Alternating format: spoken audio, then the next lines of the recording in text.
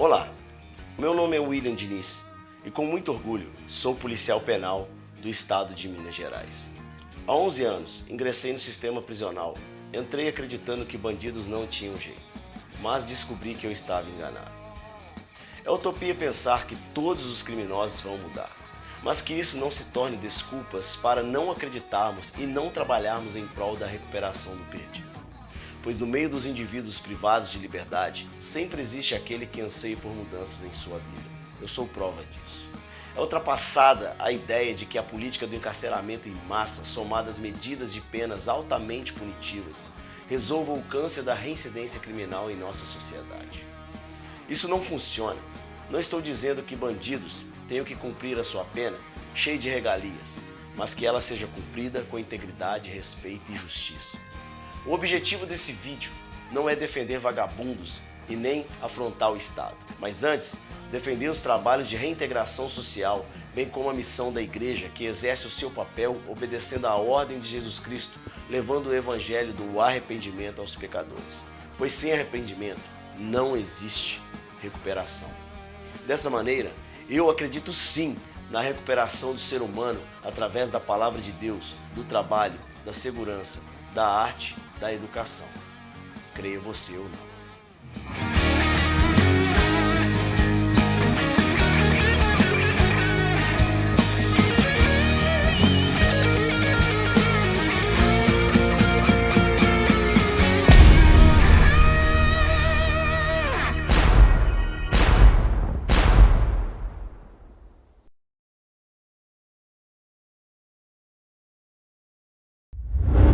Estou aqui com o Felipe. Felipe foi preso também durante alguns anos atrás. Eu fui testemunha de como ele conseguiu sair da criminalidade através da palavra de Deus, através de projetos que foi dado a ele, e ele agarrou ali com força, né, Felipe? E conseguiu sair do crime. Quero dar aqui as boas-vindas a você que está assistindo. Quero que você compartilhe esse vídeo. Se você crê na palavra de Deus, que esse vídeo possa alcançar todas as pessoas, desde o criminoso até aquele que pensa que não é pecador. Porque a palavra de Deus, ela é viva e eficaz e ela não volta vazia. O que te levou a cometer crimes? Eu vim de um contexto familiar totalmente desorganizado, né? Assim, não justificando, não que isso venha justificar, mas eu tive uma infância bem complicada e já ali na fase de adulto, por volta dos 20 e poucos anos, por aí, eu comecei a ter muita ambição pelas coisas e acabei escolhendo o caminho errado. Foi o meu passo no mundo do crime, foi quando eu comecei, foi mais ou menos dessa forma. Cara, essa sua história não é diferente de muitos, cara, porque eu acredito no que você falou, mas a pobreza, essas questões familiares, elas explicam, sim, explicam, mas não justifica, né? Não justifica, foi o que você iniciou aqui. Não justifica a pessoa às vezes fazer um mal para outrem baseado naquilo que ela sofreu. Não. E eu creio também que às vezes essa pessoa fica perdida sem saber a qual direção seguir. Se não aparecer alguém para poder conversar, para poder apoiar, para poder orientar, sim, fica mais difícil ainda, né? Certamente. E ainda assim, quando aparece esse alguém, às vezes a pessoa tem a cabeça dura e ela ainda vai se enfiar na vida do crime. Certamente. O Felipe, sabemos que a más influência também, elas seduzem, né? Claro, com certeza, né? Sim. Talvez se você não tivesse alguém para te convidar, talvez você não teria ido.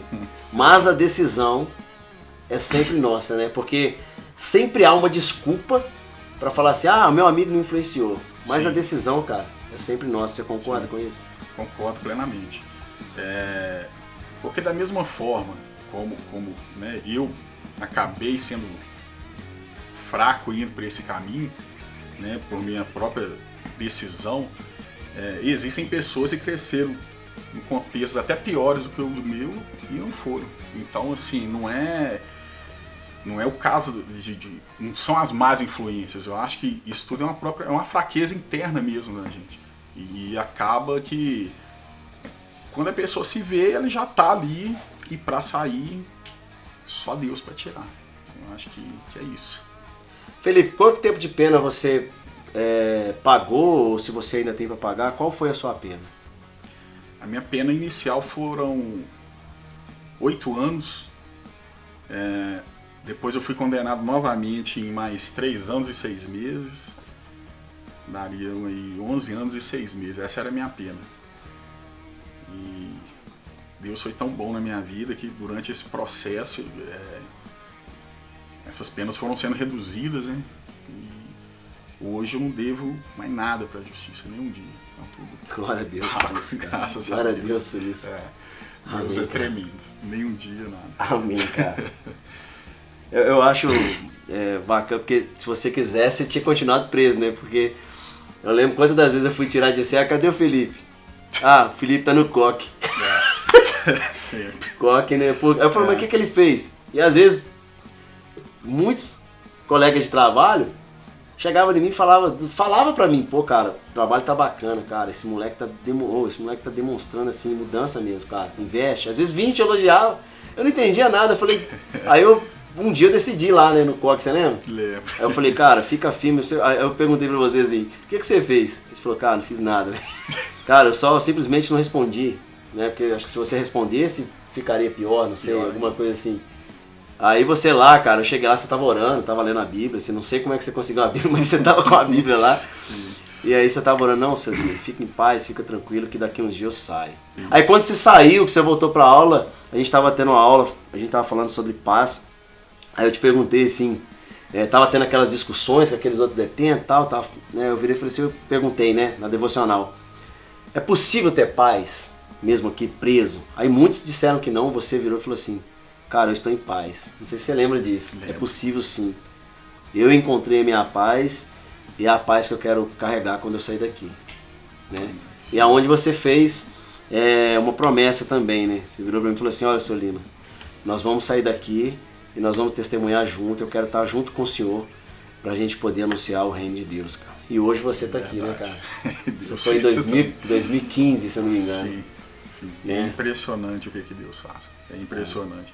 E às vezes eu até converso com minha esposa, eu conto pra ela essas coisas, como que é uma atmosfera inexplicável, cara. Porque num lugar daqui, se for olhar fisicamente, é impossível alguém ter paz ali. Impossível.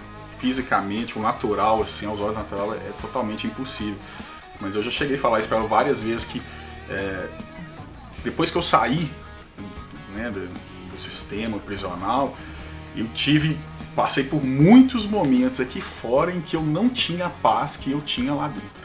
Nossa. Uma coisa assim, é impressionante isso, como que é, mas o porquê disso? É exatamente porque eu acho que quanto mais o ser humano se apega a Deus, mais ele tem paz, mais ele sente a liberdade. Eu estava preso, mas eu me sentia livre. Uma coisa assim, impressionante. Eu já sentia a liberdade de Deus dentro de mim. Eu estava ali preso fisicamente ainda, mas dentro de mim eu já me sentia como uma pessoa livre. E realmente era espiritual, isso até hoje. Então, assim, é um paradoxo, né? Uma coisa que você fica pensando, não tem condição isso, cara. É o sobrenatural de Deus. O que eu sempre falo com os presos, às vezes, deixa uma palavra pra mim, né? Você fala, deixa uma palavra pra mim e tal. Aí, um dia, falando pra eles sobre liberdade, eu falei assim, gente, parem de buscar a liberdade de vocês no juiz da comarca. Sabe, não tô aqui mesmo, quem sou eu pra menosprezar o juiz, não é nada disso. O alvará do juiz da comarca tira vocês da cadeia, mas só que vocês não saem livres. Não. Mas agora, o verdadeiro alvará, que é o alvará de Jesus Cristo, que foi o sangue derramado dele na cruz por nós, esse traz a liberdade. Ou seja, o alvará do juiz tira o cara da cadeia. Mas o alvará de Cristo tira a cadeia, tira a prisão de dentro do camarada, do criminoso. Essa é a diferença. Por isso que você se sentiu livre lá dentro. É possível. Você saiu, tá aí com essa liberdade, né, adquirindo família. Eu fico muito feliz por isso. E é isso que o criminoso ele tem que pôr na cabeça. Às vezes o cara quer lutar, sozinho não vai conseguir, cara. É se render aos pés de Cristo. Mano, o que te deu forças, cara? O que assim, né, eu sei que é a palavra de Deus e tudo, mas assim, aqueles momentos mais difíceis, que você decidiu assim, eu tenho que sair dessa vida, eu tenho que sair do crime, eu não quero isso pra minha vida. Cara, eu acho que o start assim na minha mente foi assim que eu fui preso. Eu me esqueço, eu tava lá sentado na cela, assim, sentado lá pensando na vida, e foi uma coisa impressionante. Não tem como, tudo é a palavra. eu recebi uma carta da minha mãe, e aí eu peguei aquela carta e comecei a ler. E ela começou, né, ali falando, né, de várias coisas que já tinham acontecido na minha vida e tal. Ela mandou um versículo, no final da carta, assim, ela mandou um versículo. Filipenses 1,6, porque aquele que começou a boa obra em vós é fiel de completá-la até o dia de Cristo Jesus. Foi uma coisa, assim, incrível. Então, pra mim, eu senti aqui dentro rasgando tudo. Então, foi um soco, cara. Foi uma coisa assim, impressionante. Abriu meus olhos assim de uma vez. O plano que Deus já sempre teve na minha vida foi uma coisa impressionante. Eu falei, caiu as escamas. Eu falei, gente, o que eu tô fazendo? O que é isso? E aí, a partir dali, tudo dentro de mim começou a mudar. Eu comecei a querer outra vida. Só que lá dentro é super complicado. Você tem tudo te empurrando pra continuar, na verdade, pra se tornar até uma pessoa pior do que você entra. Esse que é o fato. O dia a dia de uma prisão é esse. Você tem tudo a favor para te manter ali cada vez mais afundado no crime. Esse que é um fato, acho que qualquer lugar, qualquer prisão é isso, na íntegra. Mas quando eu cheguei lá na Dutra Ladeira, por incrível que pareça, que era um lugar que assim, os presos todos falavam super mal. Nossa, lá é isso, é aquilo, é perigoso, os agentes lá são terroristas e tal. E uma coisa impressionante. Foi quando eu vi o projeto lá da aula de violão, aquilo ali, eu falei, gente, que negócio que é esse? Não existe um negócio desse, que é isso? E aí, eu fiquei, quando eu comecei lá com as aulas, né, com acompanhamento, foi uma coisa assim, como que eu vou dizer, foi alguém estender a mão mesmo e falar, sabe, poxa, você tá aí nessa situação, mas é possível, vem cá. E isso foi o que me deu força durante, né, o período que eu fiquei praticamente 3 anos preso, né, em regime fechado. Foi o que passou a me dar força dali pra frente e continuar. Então toda vez que eu ia pra aula de violão, a gente sentava ali, aprendendo a tocar um instrumento, um assunto totalmente diferente ao assunto do dia a dia da cela. Então aquilo foi abrindo um novo horizonte, foi, sabe, então assim, foi o que me fortaleceu ali do início ao fim. Cara, foi isso. Isso é forte, cara. Isso é bem forte, porque eu senti o mesmo, né? E meus preconceitos foram quebrados, né? Eu tive um desafio grande para poder começar com isso. Né? Eu imagino. Tive um desafio grande, mas, cara, não foi o desafio das perseguições, porque, cara, se você não fizer nada, as pessoas vão te julgar, vão te ofender, vão falar de você, né? Então, quando você faz aquilo que você pensa que é certo, eu demorei muito para aprender isso, sabe? Cara, que se exploda que os outros pensem. Mas esse confronto que eu tô falando foi um confronto interno, cara. Sim. Esse ainda é pior. Sim. Imagina. Porque cada vez que eu entrava lá, dentro de uma cela, né? Eles me trancavam dentro de uma cela com vocês. Eu ficava lá sozinho, fardado, com 14 presos, 15 presos. Às vezes tinha 12, sim. Alguns desistiam, porque não aguentava o confronto, né? Aí pedia pra sair mesmo. Sim. E, cara, e aquilo ali era um confronto pra mim. Porque muitas das vezes eu vinha, através da palavra mesmo, não, vou meter a verdade na cara desses caras aí. Vou aproveitar para poder falar que eles estão errados. Cara, mas cada vez eu tinha uma surpresa. Eu ia para casa com uma surpresa nova. Né? E foi aí que eu comecei a entender qual era a minha missão. Cara. Entendeu? Ou seja, foi só... Primeiro eu precisava de vencer a mim. O meu orgulho, o meu ego, o meu preconceito. Porque quando eu entrei, eu falei assim, não, esses caras, vou fazer justiça e vou não sei o que e tal. Sendo que a verdadeira justiça é a do Senhor. Sim. Cara, assim, você teve uma oportunidade para estudar dentro do presídio, né? Como é que foi essa experiência? Foi bom para você que você pudesse engatinhar para fora? Foi incrível, cara. Foi muito bom. A oportunidade que eu tive de estudar lá dentro. Até hoje eu aplico conceitos que eu aprendi, né? Que eu aprendi durante o curso de administração. Acabei não concluindo, que era um EAD, né? E aí quando eu saí, aquilo que eu falei, aqui fora, às vezes é mais difícil do que lá dentro. Né? Principalmente quando você decide que você não vai ser mais um criminoso. Então você chega aqui fora, você tem que recomeçar tudo do zero, não tem. É foda, é pesado. Eu achei mais difícil, na verdade, o meu recomeço já aqui fora do que o tempo que eu passei lá dentro. Porque, graças a Deus, eu decidi recomeçar a minha vida da maneira correta e honesta. E não é fácil. Então, assim, mas os conceitos que eu aprendi, por exemplo, da administração lá dentro, eu aplico até hoje no meu trabalho, é coisa impressionante. O tempo, então, assim, é muito válido, é muito válido. Sem contar o tanto que facilita quanto que melhora o dia a dia do interno mesmo, do cara que tá preso. Poxa, o cara sai e fica ali 2, 3 horas fora da cela, tá estudando, tá aprendendo. Poxa, eu tava fazendo um curso superior, você tá aprendendo. Aquilo é incrível, incrível. Isso ajuda a ir mudando, porque eu vejo hoje, William, que o crime, cara, a criminalidade hoje ela é quase que cultural no Brasil. Coisa impressionante, como que a cultura influencia diretamente. Você pensar como um criminoso, sabe? Hoje você tem... a cultura de hoje é ostentação, ter coisas, sabe? Então, assim... Principalmente através da música, né, cara? Como é que influencia os jovens hoje? Demais, cara, isso é uma bomba. Você pega a música aí, né? Músicas em geral, pra não estigmatizar nenhum gênero aqui, mas assim, a música ela é amplamente usada exatamente para isso. E leva a juventude para uma cultura de ostentação, só que ele não vai ter condição de ostentar aquilo que ele canta.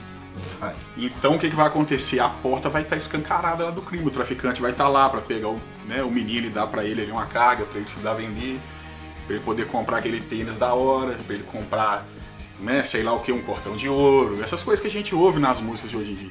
Então é muito cultural, cara. É muito cultural. Isso não tem jeito, isso a gente não foge hoje, infelizmente.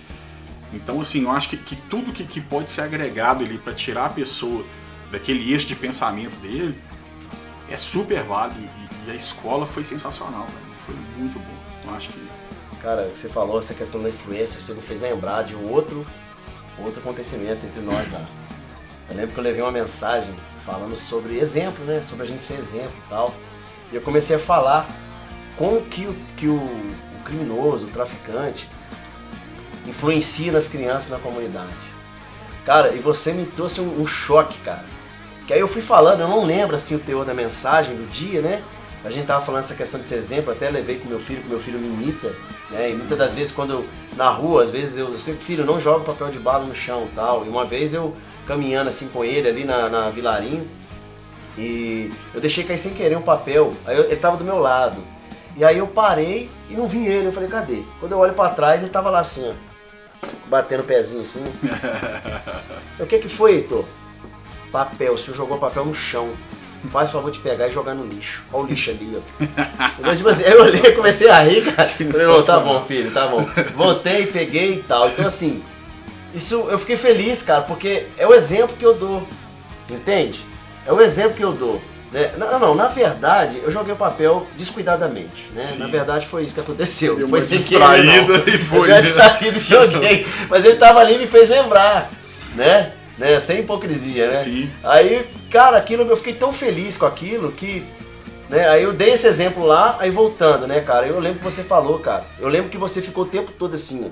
Você baixava a cabeça na hora da mensagem e tal. Depois você pediu pra conversar particular comigo.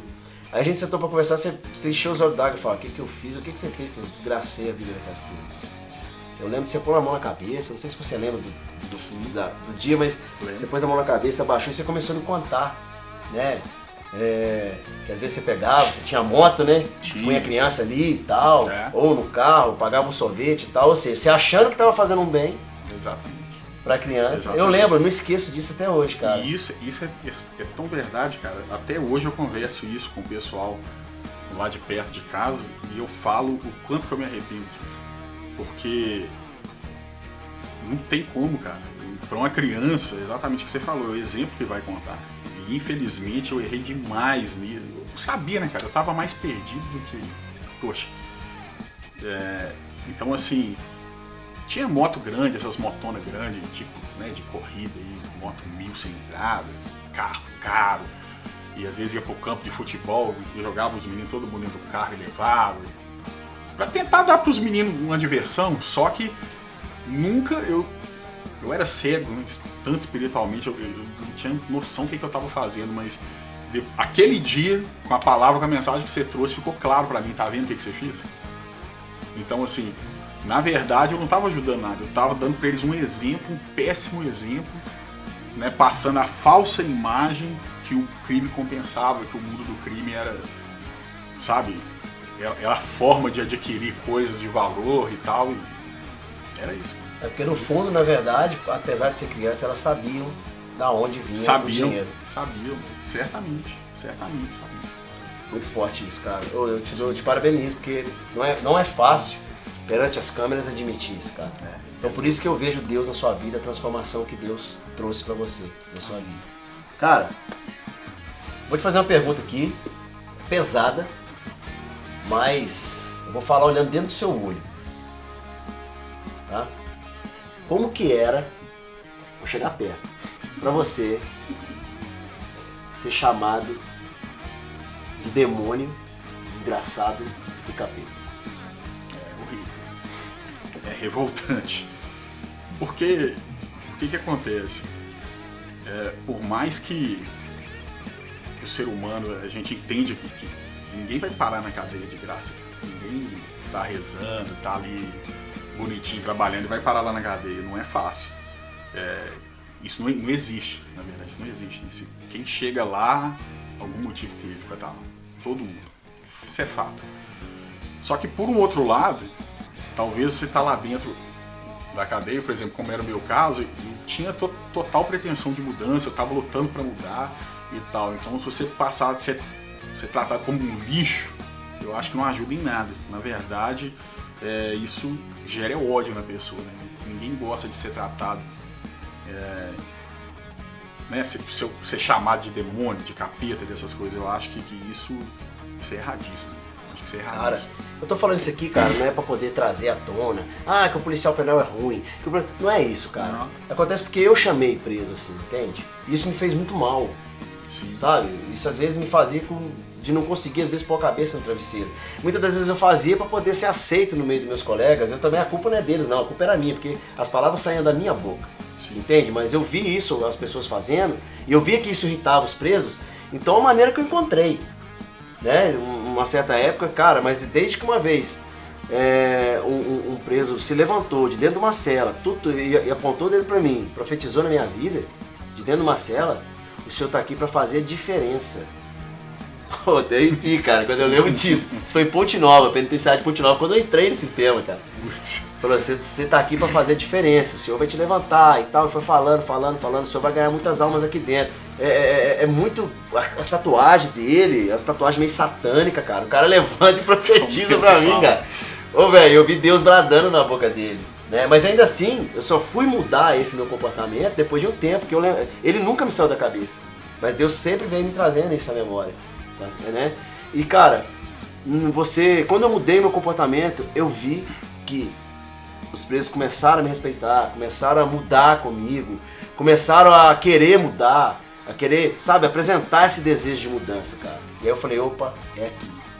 Eu acho que isso é fundamental, sabe? Porque não tem como. Primeiro, cara, eu acho que o que passa na cabeça do preso? O preso tá lá por quê? Cometeu um crime. Ok, beleza. O policial penal tá lá para cumprir a função dele, o trabalho dele. E quando o policial penal passa, vamos por assim, a extrapolar, ele também não tá agindo da forma correta. Então, assim, como que você vai corrigir alguém se aquilo que você falou até do seu filho, o lance do seu filho que jogou papel de bala lá no chão. Não tem como você corrigir se você não fizer a sua parte. Então, como que você vai ter respeito, né? Como que o policial penal vai ter respeito de um preso? Se chama o cara de demônio, de capeta, de desgraçado. Então, eu vi tantas e tantas coisas lá dentro, né? Então, assim, ele vai conseguir exatamente o contrário. Alimentar mais ódio e aí mais problema, mais confusão, né? Pode vir a acontecer. Eu acho que isso é... Então, e muitas das vezes, cara, precisam de Deus também. Sim, com certeza. Certamente. Entendeu? Todos cara, os seres humanos. Agora que não defendendo, cara, mas muitas das vezes a gente, cara, é o psicológico abalado, Sim. É as ameaças, falta de estrutura às vezes para trabalhar, sabe? Assim, isso tudo implica, cara, na vida emocional nossa. Quantas das vezes eu pensei em suicídio, cara, mesmo conhecendo a palavra. Quantos policiais penais hoje, cara, precisam dessa ajuda, né? Da palavra de Deus, psicólogo. Entendeu? Isso aqui não é um vídeo para poder afrontar o Estado, afrontar o policial penal. Não, a gente aqui tá falando a verdade, esboçando a realidade, Sim. mostrando a realidade que é o que acontece. Sim. Eu não tô aqui para mascarar nada. Mano, quem era o Felipe antes de Cristo e o Felipe depois de Cristo, cara? Nossa. Nossa, cara. Cara, é até difícil de falar, cara. Às vezes quando eu paro pra pensar a pessoa que eu era antes de Cristo, assim, certamente eu não estaria mais vivo, mas certamente, isso é o mínimo, sabe? Eu não estaria mais vivo, mas certamente, isso eu tenho certeza absoluta disso. Inclusive Deus me mostrou isso ainda na prisão, cara, coisa muito louca. Muito louco, muito louco. Mas assim, eu acho que assim, não só o Felipe, mas qualquer ser humano sem Cristo não adianta, cara. A gente, por mais que, poxa, a pessoa não é um criminoso, não é um bandido nem nada, e até acha que faz tudo certinho, que vive uma vida bacana ali, mas não. Eu acho que o ser humano sem Cristo, ele ruma pra tudo que não presta. Essa que é a verdade. E às vezes, por mais que a pessoa não seja alguém que vá para o mundo do crime ou qualquer coisa assim, mas você vê tanta gente, né, presa no orgulho, na soberba própria, na ambição, tanto tipo de coisa, cara, que é só Cristo mesmo. É o que você disse, é uma nova criatura. Não dá pra... Eu não tenho nem palavras pra falar. De tão ruim que era. Era horrível, era péssimo. Esse que era o Felipe. O nosso passado tá morto e enterrado mesmo, né? Amém. E eu li o livro, né, do Fernandinho, onde ele fala sobre isso e diz que o nosso passado foi enterrado no mar do esquecimento, né? E lá tem uma plaquinha assim, ó, proibido pescar. Isso. E o pior é que às vezes você não tá a cavalo com anzol, cara, mas tem o seu inimigo do lado que ele joga a tarrafa, querendo levantar o seu passado pra jogar na sua cara, né? Mas, cara, a gente não tem que dar ouvido pra isso. O que importa é o que Deus pensa de você, o que importa é o que Deus pensa de mim. Amém. Isso é o que importa, o que o Criador pensa de nós dois. Exatamente. Amém? Se não fosse a palavra de Deus, cara, isso aqui não estaria acontecendo. É impossível. Você estaria com seu orgulho, eu sou criminoso, eu sou polícia. Ia ficar aquilo ali, esse orgulho, troca de palavras e de tiro para um lado e para o outro, e a gente não ia chegar a lugar algum. Nunca. Exatamente. E só é possível porque a palavra está aqui. E quem é o novo Felipe? Cara, o novo Felipe hoje, assim...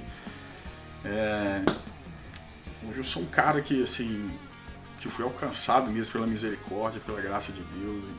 Eu não vejo mais nada do que eu passei na minha vida. Eu uma pessoa totalmente nova. Hoje, na minha vida, eu procuro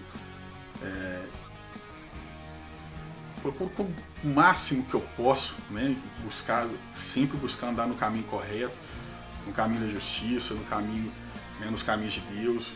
Sou um cara honesto hoje eu sou um corretor de imóveis, continuo trabalhando, estudando, me aperfeiçoando, e sou um cara casado hoje, tá vindo minha primeira filha, e assim, cara, eu mesmo fico assustado com o novo Felipe que eu me tornei. Amém. Sabe, com o Felipe que eu era. Amém. A coisa assim que, como Deus fala, né, nem olhos viram, nem ouvidos ouviram, né, o que Deus tem preparado. Então assim, e é isso que eu tenho visto. Eu vivo coisas que eu nunca imaginei viver, e Deus está fazendo muito ainda.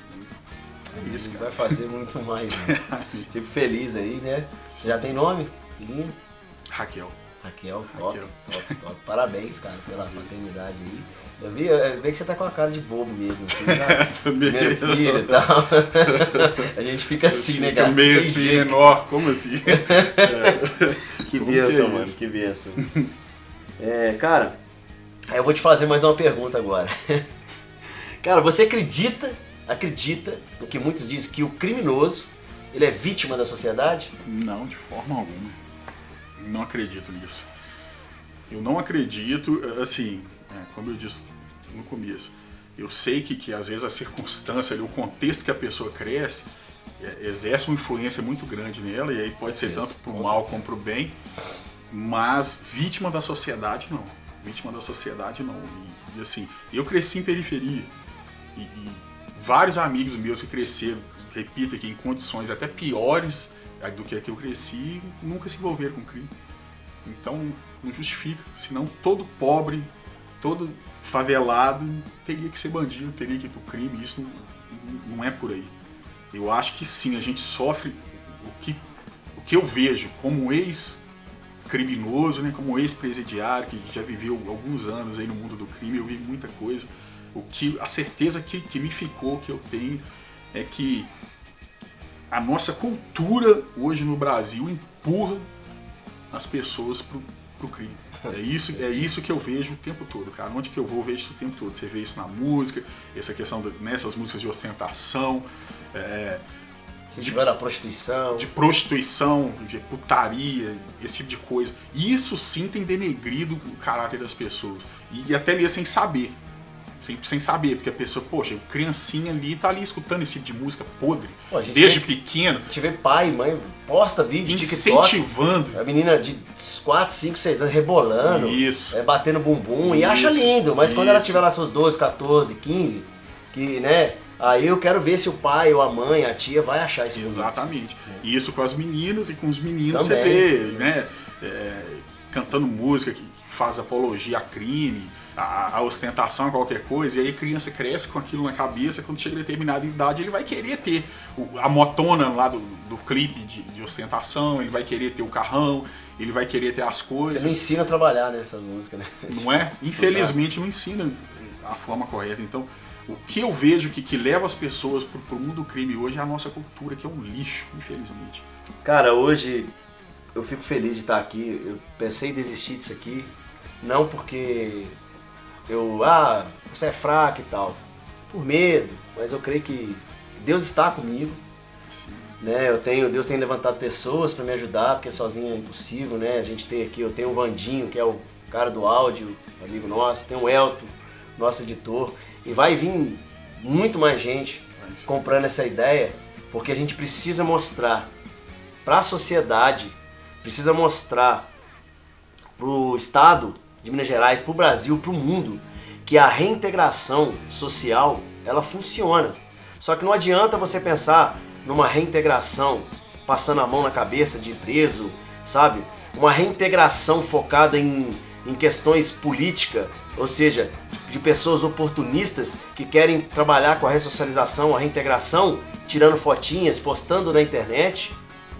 Isso só está sendo mostrado aqui, filmado, porque aconteceu anos atrás. E Deus colocou no nosso coração, né, Felipe? A gente já tem conversado há anos sobre isso. Sim. E hoje está sendo realizado. De mostrar sim para o mundo. Né? Doem quem doer. A reintegração social funciona. Mas ela só vai funcionar se trabalhar o arrependimento.